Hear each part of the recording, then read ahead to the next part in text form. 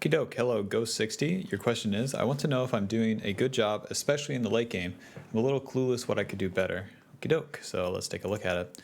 We're playing Leona Samira into Ezreal Lee Sin. I thought the icons were mixed up, but nope. It's just what we're playing. So with a lane like this, it's most important that you understand like the limitations and also like what the enemy wants to do. So with Lee Sin, you can kind of think of him like a bad Janna that deals a little more damage.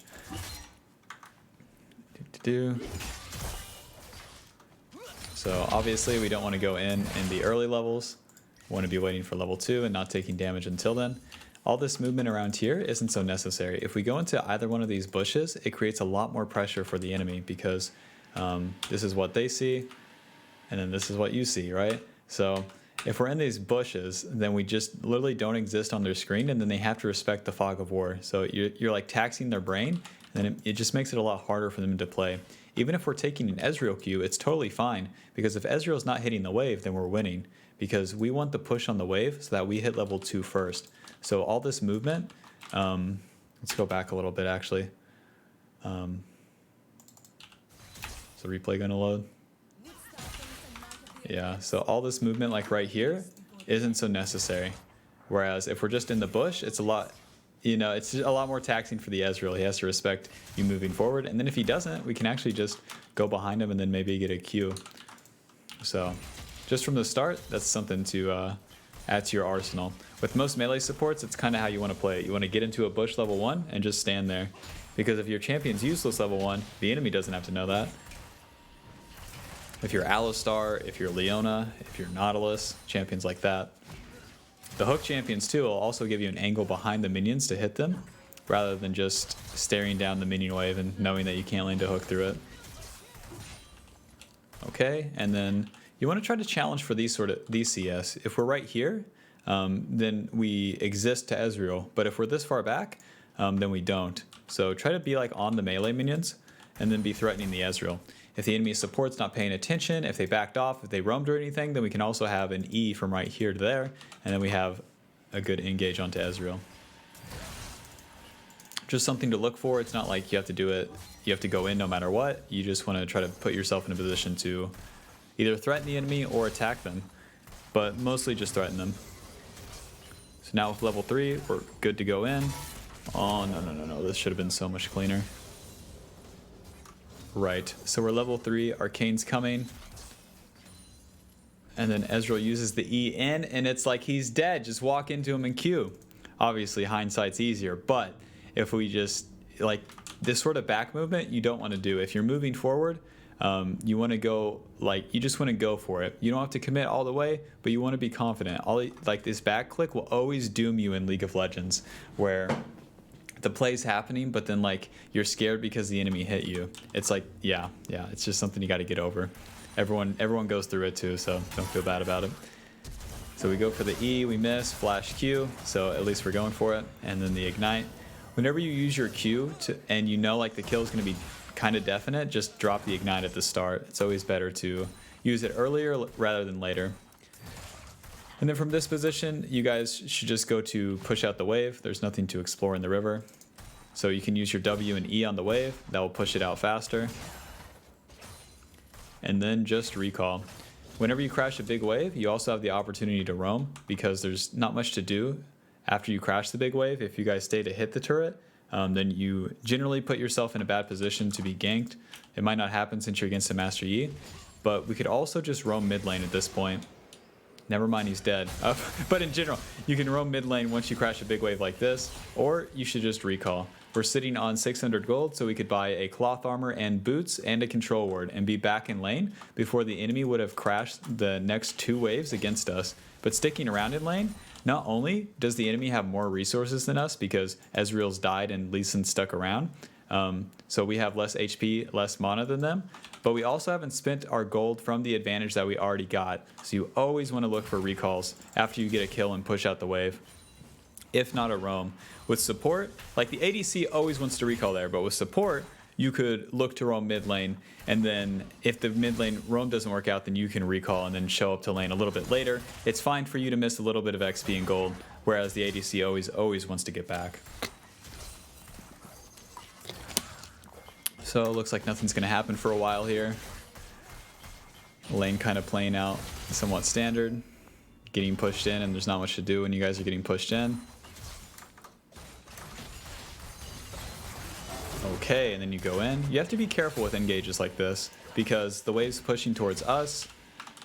The enemy has a level lead on Lee Sin. They also have summoner spells over you, right? So they have Ignite. We don't have Ignite. We also don't have Flash, so that becomes a bit harder to work with. Okay, Ezreal E's in like a crazy dummy again. Q onto Ezreal, auto. Okay, nice. Alrighty. The Ezreal really hates living, huh? Okay, and then we want to slow push this wave so that we can kill the next wave and then crash.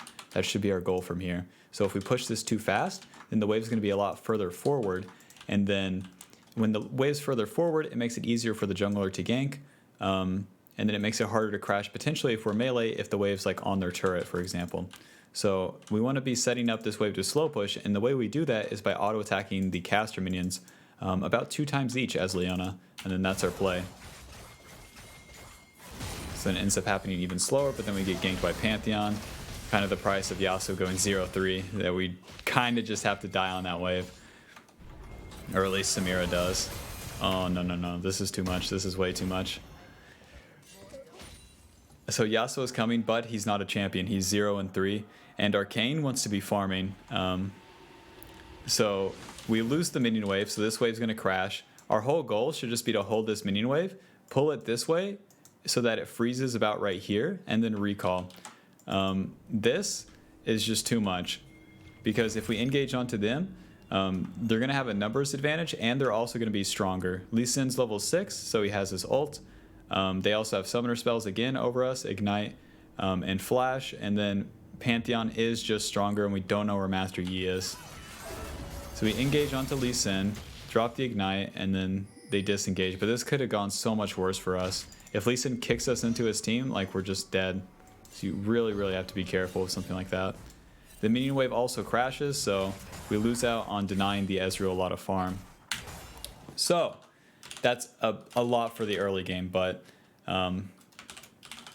for the early game, try to pressure more. And okay, so first thing is try to pressure more, so be in positions to threaten the enemy even if you're not going to go in. By that I mean like being more up on the minion wave rather than too far back, being in the fog of war in the bushes in the earlier stages, or just in general. Get sweepers, get control wards, just threaten the enemy at a lot of stages, make them nervous. The second thing is recall after getting a kill. So that basically involves like pushing the wave and then recalling. So you got the kill, push the wave, crash it under turret. Don't stay for the hits unless like the turret plates are like 1 hit. So, and then leave the lane. So you can roam at that time and then try to gank mid lane if it looks good. But then if it's not obvious, then just recall and then come back, and it's going to work out a lot better. So let's take a look at the mid game. Oh yeah, wait, with the early game too, but this applies to all, is don't take fights when you're sitting on gold. Well, you and your ADC when you're sitting on gold, and then when you are down summoners / HP and mana / the wave is pushing towards you. Because like the fight where Ezreal E's into you guys, that usually won't happen. So if you try to take a fight when the wave's pushing into you, the enemy has summoners and a level advantage and HP and mana advantage, like it's not going to work out usually. But in this game it does, because Ezreal E's into his death. So let's take a look at these mid-game fights. So 16 minutes in, 38-minute game. Let's take a look at 2 of these dragon fights and then look at the late game, which is what you're most interested in. Usually how the mid game plays out is just going to be an echo in the late game. The same sort of things are going to happen. It'll just mean more in the late game because it will decide the game basically. So we've already gotten chunked before this, and then Pantheon is roaming once again, so we're kind of screwed. Yeah, we're kind of screwed. It's going to be really hard to fight this.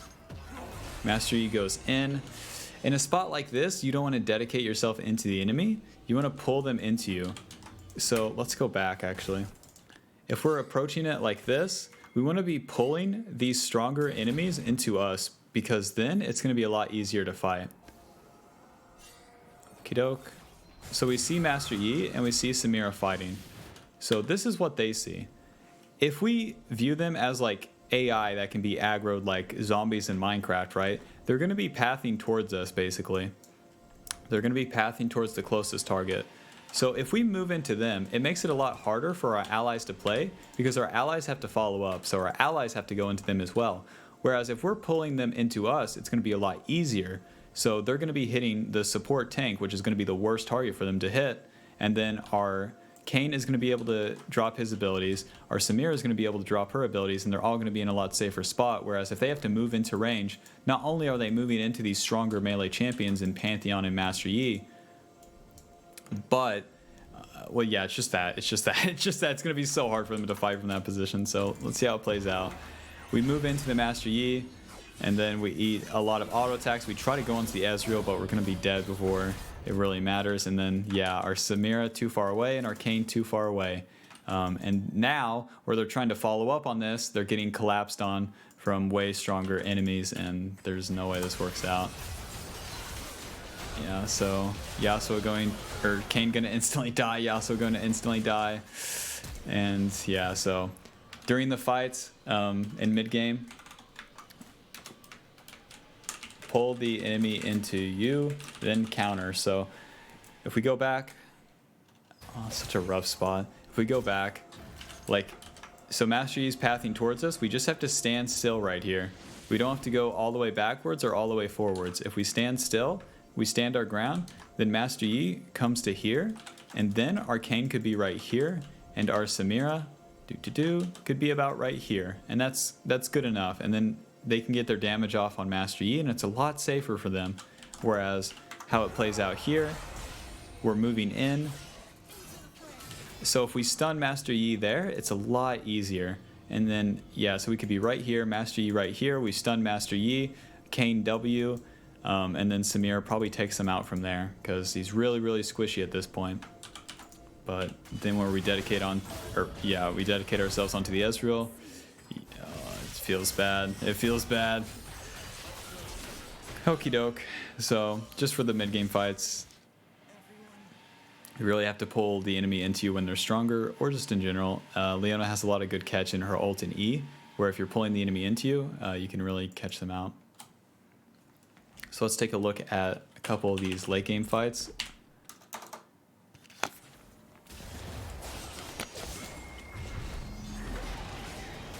Okay, so it starts off with getting pulled by the Mordekaiser.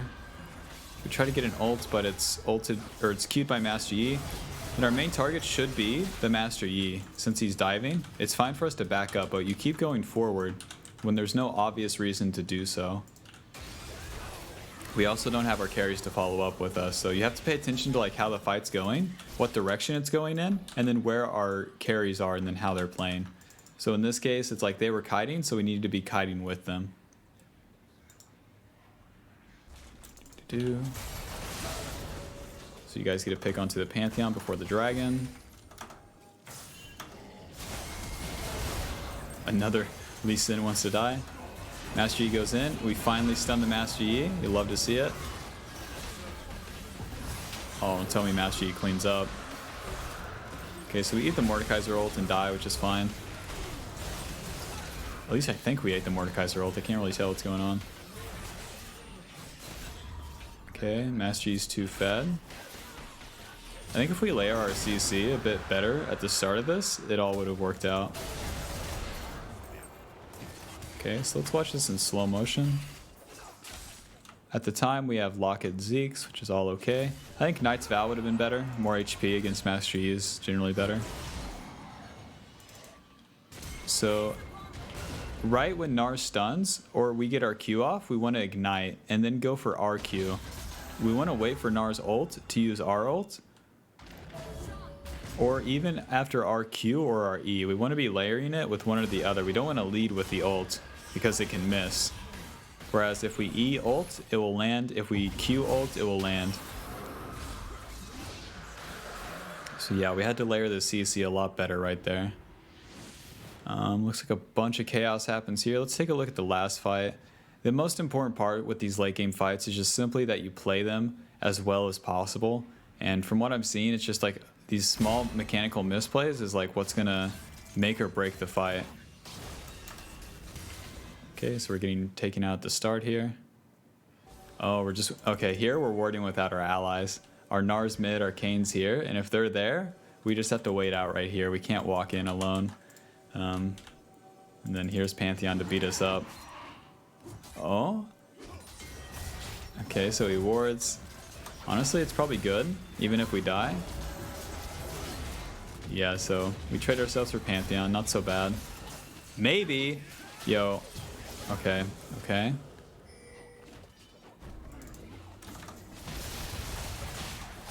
The Master Yi is going to come and clean everyone up, huh?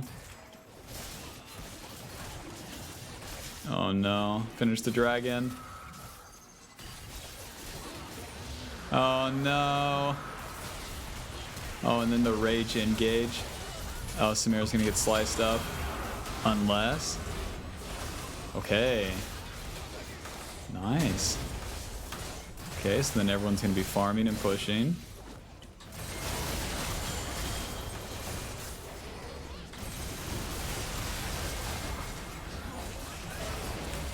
Oh, whoops.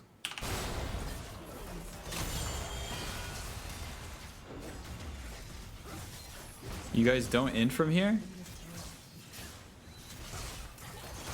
Okay, so we should be auto-attacking the turret. Everyone should be.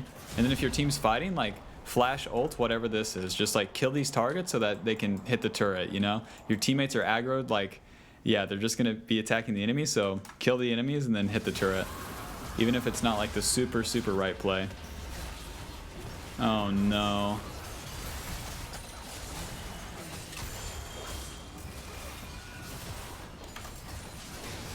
Oh, we win, right? Oh, no. Okay, and then we lose, huh? Maybe? Gnar? Oh, come on, Gnar. My man. Alrighty, nice. In those sort of situations, it's like, obviously, everyone should just be hitting the turrets. But if they're not, like, try to kill the enemies with your CC so that they can get past their mind and hit the turret. So, yeah. The main question was I want to know if I'm doing a good job, especially in the late game. I'm a little clueless what I can do better. So in the late game, I think the most important part is to like play out the fights as well as possible. And you're going to get like a lot of that through the early game, where how you play out the early game to mid game fights, the same sort of mechanics are going to happen. It's just about doing it right. So yeah.